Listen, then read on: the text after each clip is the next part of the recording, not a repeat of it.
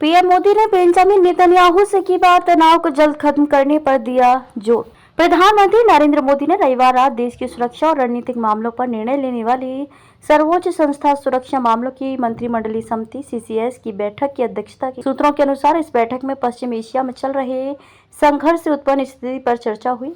विदेश से भारतीयों की वापसी और स्थिति बिगड़ने पर उससे निपटने के तरीकों पर भी विचार विमर्श किया गया।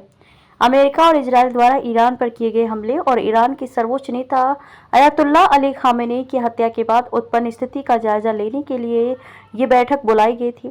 इस बीच प्रधानमंत्री मोदी ने रविवार देर रात संयुक्त अरब अमीरात के राष्ट्रपति शेख मोहम्मद बिन जायद अल नहयान से बात की और कहा कि भारत इस कठिन समय में यूएई के साथ एकजुटता से खड़ा है। मोदी ने इजरायल के प्रधानमंत्री बेंजामिन नेतन्याहू से भी फोन पर बात की और तनाव को जल्द खत्म करने पर जोर दिया। पीएम मोदी और यूएई प्रेसिडेंट शेख मोहम्मद के बीच हुए संवाद की जानकारी इंटरनेट मीडिया के जरिए दी गई है। इसमें पीएम मोदी ने कहा है कि यूएई के प्रेसिडेंट व अपने भाई शेख मोहम्मद से बात की है और यूएई पर हुए हमले की हम कड़े शब्दों में निंदा करते हैं। साथ ही इस हमले में मारे गए लोगों के प्रति अपनी संवेदना जताई है। इस कठिन घड़ी में भारत यूएई के साथ है। यूएई में रहने वाले भारतीयों की देखभाल के लिए मैंने उनको धन्यवाद भी दिया।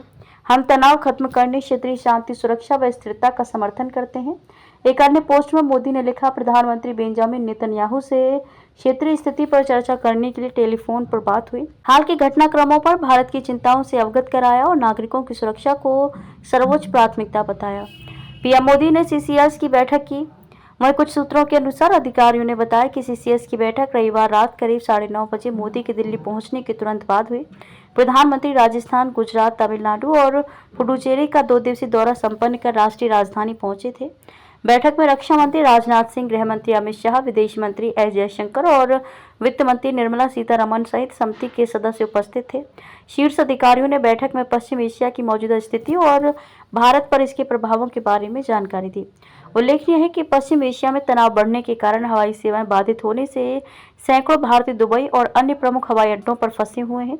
इनमें से कई लोगों ने इंटरनेट मीडिया पर भारत सरकार से सहायता की अपील की है। खाड़ी क्षेत्र में 1 करोड़ से अधिक भारतीय नागरिक काम करते और निवास करते हैं।